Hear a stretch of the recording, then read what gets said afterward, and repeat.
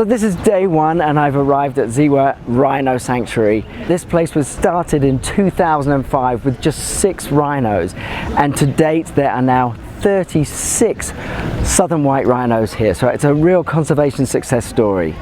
So this is my guide Max. He's also a ranger here at the Ziwa Rhino Sanctuary, and we are off to find the Southern White Rhino. So join us as we go on an adventure to hopefully find them. I mean, I can't wait. Do you think we'll see them? Yeah. Okay, great. Come with us. Come Max, let's go.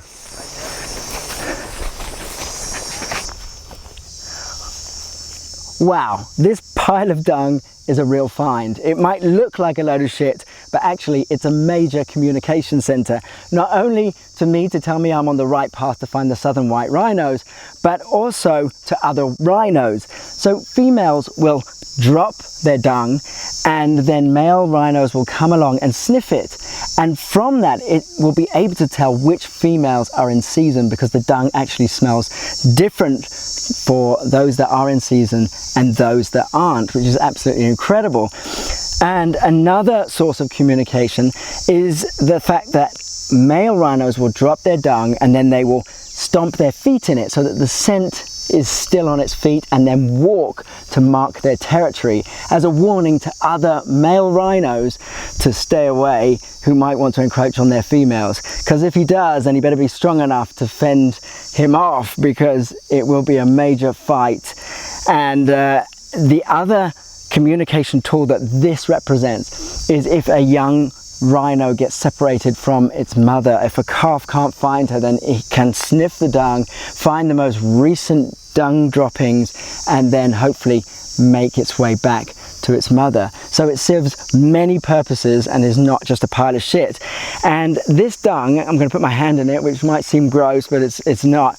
It is really coarse, because rhinos are non-ruminants, which means they don't regurgitate their food another time. It just is eaten once and passes through, so it's full of grass and very coarse. So there's a lot of it too, because these creatures can consume 80 to 100 kg of food every single day, which produces these colossal droppings and dung balls, which can weigh up to 25 kilograms, which is really heavy, and that is one hell of a dump. So let's go, I'm on the right route. So we're trekking through the savannah and we've come across a sausage tree of all things, and yes, it really is called a sausage tree, and this is the sausage fruit. Now this is actually used by locals to treat dysentery and high blood pressure. So they cut the fruit down, cut it into pieces, boil it in water and then drink it. So it has medicinal purposes. Now in times gone by, in the eastern part of the country where black rhinos used to exist in Uganda, but they haven't done of course since 1983, then they are a fond lover of this fruit and they would eat it and of course disperse its seeds. But we're not going to see any black rhinos anywhere in Uganda of course, because they are now wiped out, but we will see white rhinos, southern white rhinos, and they don't appreciate this fruit. So oh well, it's good to look at and a great find.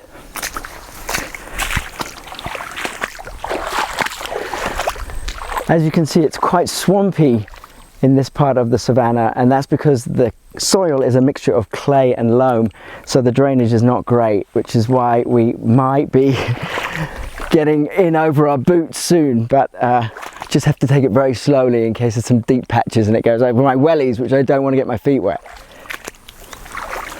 There is so much to see along the way, and the vegetation tells a story of the animals of the savannah, past and present.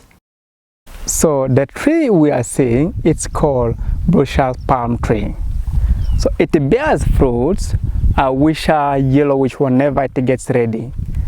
And where you will see a lot of Brussels palms existing, it reflects that long ago that used to be the corridor for the elephants, because the elephants are the major seed dispersal for the Brussels palm.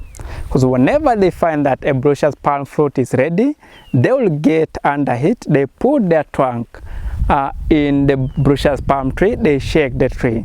So all the fruits will get down, and whenever they will be eating, since the elephants have got incomplete digestive system, they will carry it, and whenever they are defecating, they will defecate the seed of the brushers palm.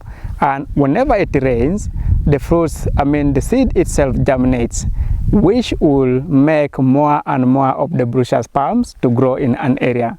So if you go to areas like Makishon Fall National Game Park, you will find a lot of brushers palm tree.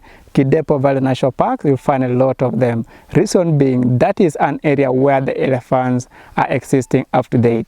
The Ziwa Rhino Sanctuary allows cattle and goats to graze on these grasslands to keep the grass short for the rhinos so they can all enjoy it together and browse in absolute unity. It's really lovely to see nature all working together. This cattle with the very long horns is called Ankole longhorn cattle, and they are very common here in Uganda, but really striking. We were getting close to where the rhinos were last spotted, so I made sure to stay behind my guide, but the anticipation was growing and I was so excited. Then all of a sudden, there they were, right in front of us in all their magnificent glory. A truly fantastic moment.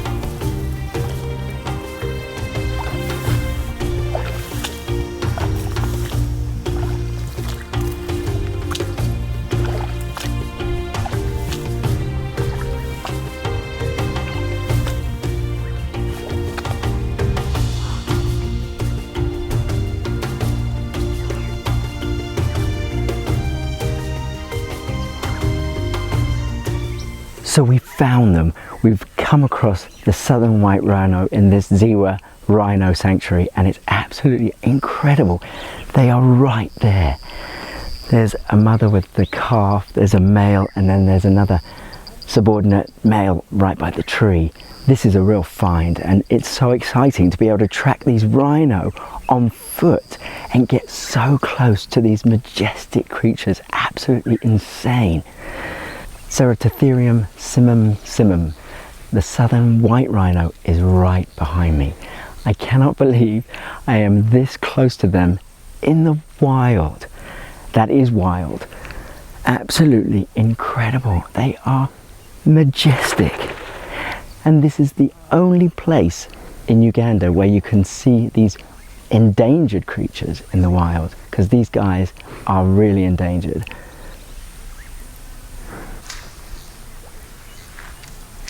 I think maybe I should move.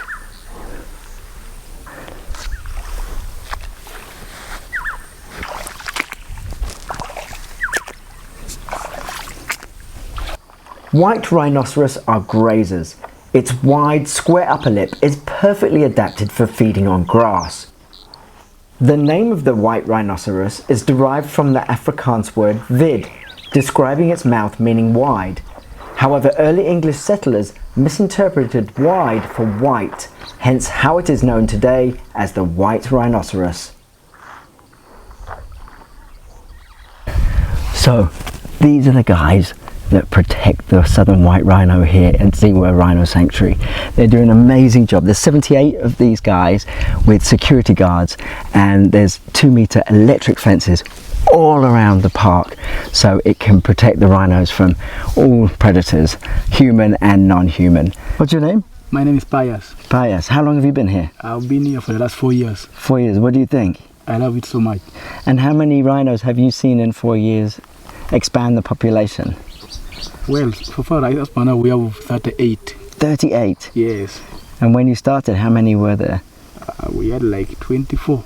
24, wow. So Yeah. quite an increase in just 4 years. Yes, because we're providing maximum security.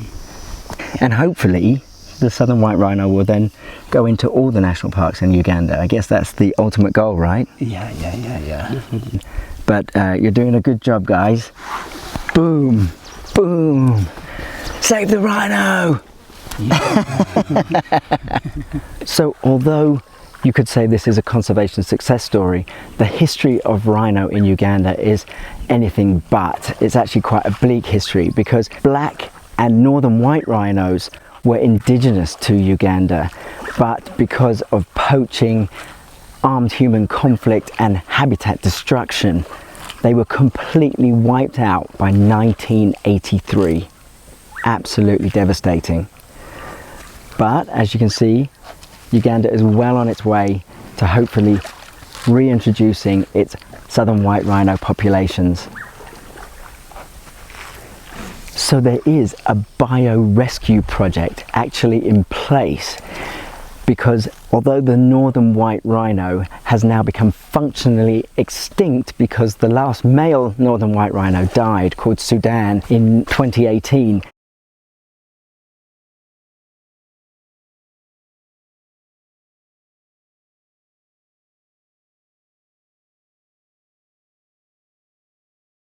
matures them in a lab and fertilizes them with frozen and thawed sperm from deceased northern white rhino males. They have 22 embryos that are cryogenically frozen and will maybe be implanted into a southern white rhino as a surrogate.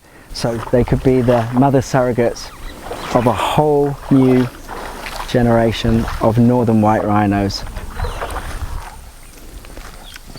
It's amazing what science can do.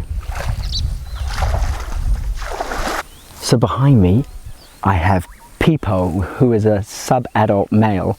He's 2 years old and his name means Lord Increases, which is very unusual. Peepo was sent away by his mother when she was giving birth to a newborn calf, and he went on to become a member of this sub-adult group formed of other rhinos in a similar situation. This allows them to all move as a group and offers them protection against breeding males. Breeding males are very territorial and very aggressive, so together they can make a stand and fight the males away. I mean, Peepo is right there. I mean, on camera it must look like I'm actually touching. That's incredible. That close. But I'm in safe hands with my ranger guide, as he knows all about the warning signs of rhino behavior. White rhinos, if they want to attack you, they will not just run to you like that. They are, first of all of them will stop the activities that they are doing. They will stand and they point their ears on you. So the reason is that they first horns to hear where the predator or the enemy is coming from. So after seeing that there's really something coming, what they do, they will start coiling their tail. And when they see that there is still something, they will start now showing, stamping on ground using their hind leg to show warning signs. And when they see that it is still there, they will start making steps. They make the first step ahead and backward, the second one, the third one, now they run towards you. That is why it is always very important for us in the field to keep on observing their behaviors. In case of anything like they're showing bad behaviors, we're able to know, and we're able to disappear away from their sight, since they have got naturally poor eyesight. And you can see where their eyes are positioned. Their eyes are positioned in either side of the head. They are not like ours, which are in front of the head. All right, so they've got good sense of smell and hearing. In the early 20th century, there were about 500,000 rhinos in Asia and Africa, according to the World Wildlife Fund. However, by 1970, rhino numbers had plummeted to just 70,000, and today, only around 27,000 rhinos remain in the wild. So to be part of all this, even just raising awareness, wow, I couldn't ask for more.